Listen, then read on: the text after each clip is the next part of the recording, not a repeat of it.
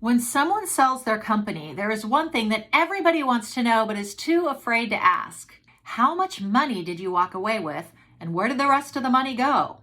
Recently, I was lucky enough to sell my company, and so I'm going to break it all down for you.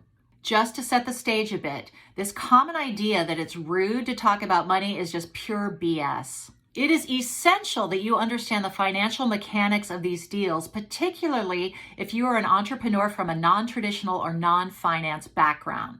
Because if you don't understand, you will be at a big disadvantage if you get the opportunity to sell your company one day.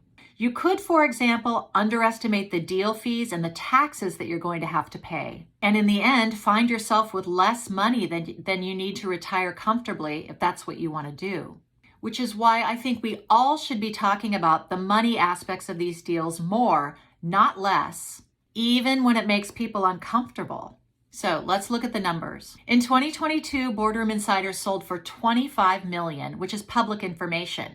So where did all that money go? As you would expect, most of it went to our shareholders. I was the majority shareholder, so I got just under $13 million.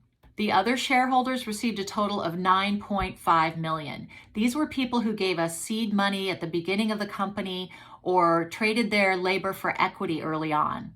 And remember, we only raised a total of about $200,000. So the shareholders got $22.5 million. What happened to the other $2.5 million? Our M&A firm got a little over $1 million. Our lawyers got $200,000 and our accountants $51,000. These are the types of deal fees you can expect to see on a transaction of this size. And believe me, these people earn their money. You do not want to do a deal without them. We had also put in place a phantom equity plan for our employees that said if we did a transaction, every vested employee would receive a check. At the time of the deal, we had 13 vested employees who together received a total of $800,000. Individual amounts were based on seniority and each person's contribution to the business. Now, let's talk taxes.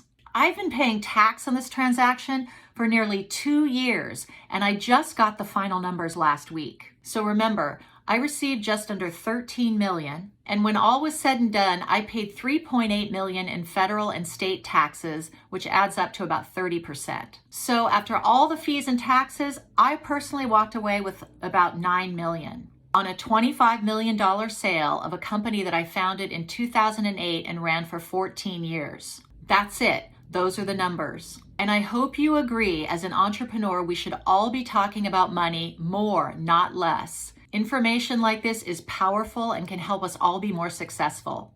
Follow me for more content like this.